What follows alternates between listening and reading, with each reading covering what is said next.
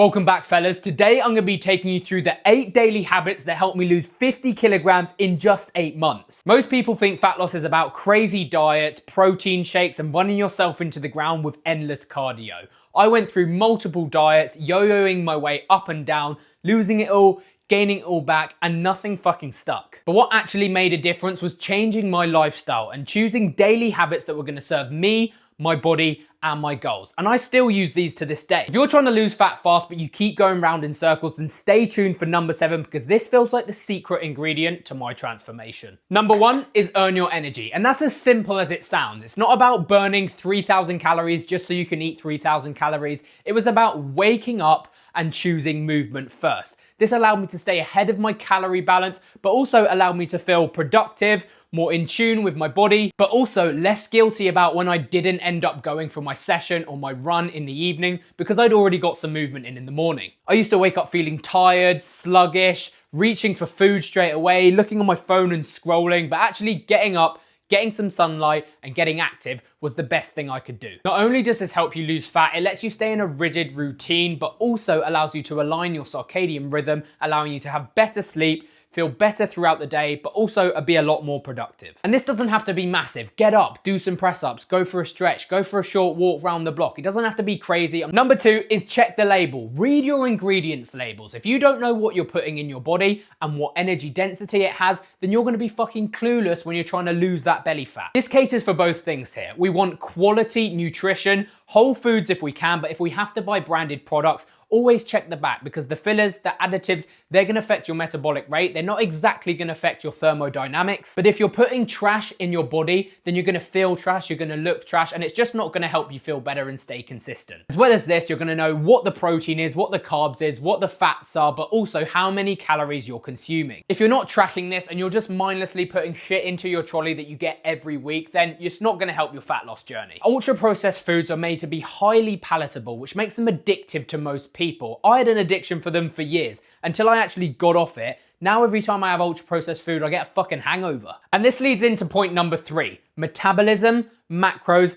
and micro will all help you achieve your fat loss goals. Your metabolic rate is affected on how you sleep, how you recover. Are you overtraining? Are you getting good quality food in? Are you staying hydrated? If your metabolic rate is cooked and it's way too slow because your test is low, you're not treating your body right, you're eating crap, then it's just gonna make it harder to lose fat. Now, macros are a key essential to staying on track, but also helping you in your fat loss journey. Protein, carbs, and fats are gonna massively impact your energy, but also how much your body is able to adapt and provide performance every time you go into the gym and every time you come out of the gym. What most people get wrong is completely avoiding macronutrients. I see so many kids these days going, oh, lean chicken breast, oh yeah, cream of rice, oh yeah, whey protein, I'm just gonna eat that and I'm gonna get massive.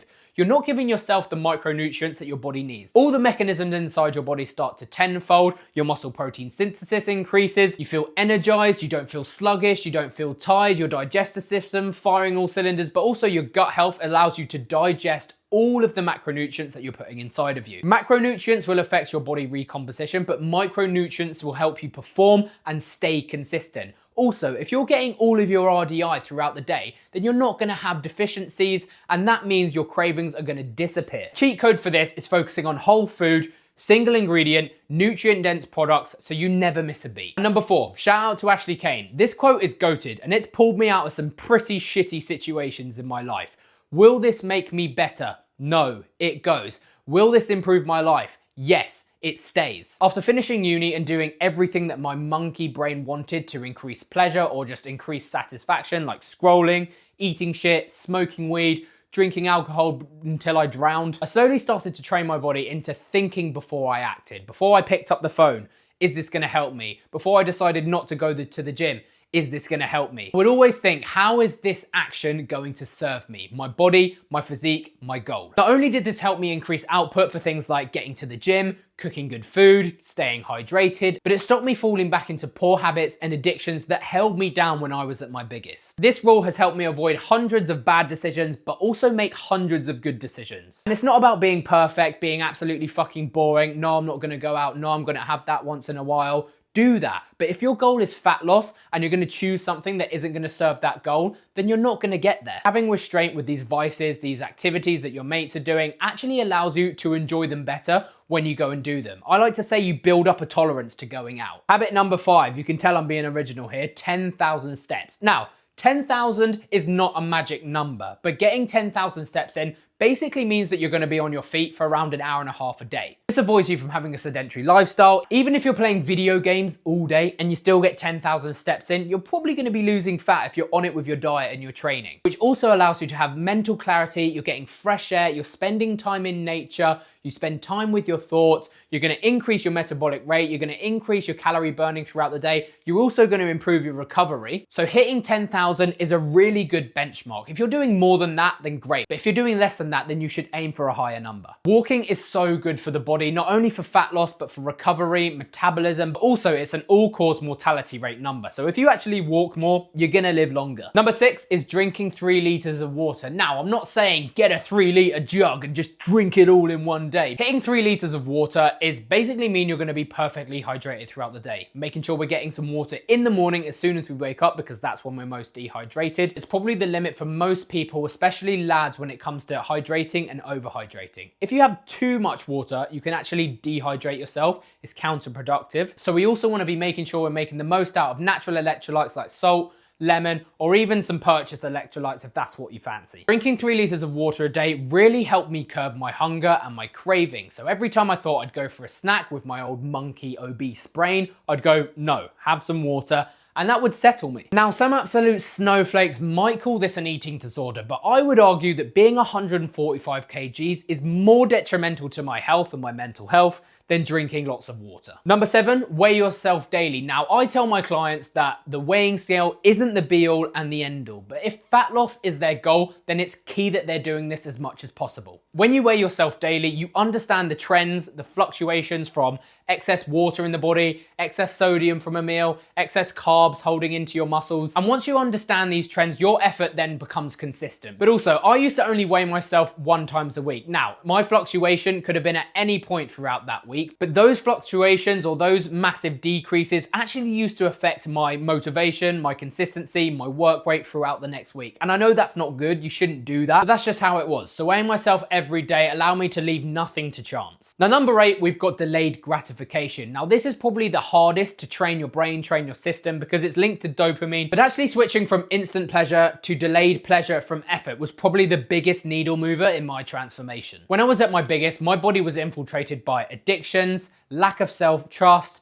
guilt, and the hatred towards exercise, effort, and activity. So I train my brain and my body to wait for the win and don't just chase all the pleasure you can. And this isn't like oh, I'm not gonna have a cookie for a week so I can have loads of cookies on Sunday. It was no, I'm gonna choose hard work. I'm gonna go for a run. I'm gonna go get a nice intense session in. I'm gonna go choose my body over my brain. So I stopped choosing things that were giving me instant gratification, like scrolling on your phone, eating highly processed foods, smoking weed, watching corn. And I started choosing things that were gonna benefit me in the long run, benefit my body, benefit my mind, but also benefit my day-to-day lifestyle. Because it's a straight coping mechanism. It doesn't make us feel good, it just gives us instant gratification because we're avoiding the thing we know we should do. Actually going for a run, having a hard session, as soon as you get back from that run, you feel like a fucking $1,000,000. As soon as you eat loads of shit and sit on the sofa, you feel good for about 5 seconds and then you instantly regret it. These vices have poisoned our brain, they've poisoned the way we live, and they're actually normal upon society these days, which is absolutely stupid. Yes, now and then, enjoy yourself, go and have something, but actually being able to control that addiction or that vice towards something rather than just mindlessly consuming it is so fucking powerful. Now, this is something that you're gonna have to deal with your whole life. It's a skill that you're gonna have to improve consistently, but now and again,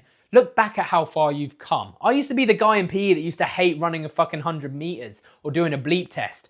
Now I'll happily go out for a half marathon run. Now I'll happily go and absolutely obliterate my legs with one of my gym bros. So if you're in that middle phase of life where you finished uni, you finished school, you've started to earn some money, but you know that you're not making the right decisions for your health, this is what's gonna help you become a better bloke, build a better physique, but also build a lifestyle that you can enjoy and repeat for the rest of your life. Now, without being a cocky bastard, I am living proof that this shit works. I am living proof that you can pull yourself out the fire. I am living proof that it's never too late. I was 140 kilograms, depressed, sad, been that way for almost 10 years. And now I'm 85 kilograms. I teach men how to do the same. I'm an online fitness coach and I fucking love my job. So if you don't take it from me, then take it from someone else. They will be saying the same things, just in a different way. Making a transformation isn't just about getting a quick six pack. It's about who you become on that journey. How you treat your energy, your mood, your mindset, your recovery, your sleep, all of these systems that are going to serve you and keep your body in killer state, but also keep your routine dialed until the day you die. And that's why I built whole body coaching. It's not about just aesthetics. Yes, we're going to get there, but prioritizing your lifestyle, your health, everything will fall into place. Let's get one thing straight. Fat loss does not have to be miserable. It's empowering. Yes, you may not like it. Yes, you may feel hungry. Yes, you may, fall off and start eating a load of crap again. But getting outside your comfort zone, growing, feeling stronger, happier, in a body that you've built and a body that you respect is the quickest way to feeling, looking, and performing at your best. If you want a proven system that helps you build a killer physique, but also a killer lifestyle and routine that allows you to keep it until the day you die, click the Calendly link in the description and we can book a call and put a plan in place. If not, follow me on Instagram. I hope you guys enjoyed the video. Thanks for watching. Don't forget to like, comment, and subscribe, and I'll see you at the next one.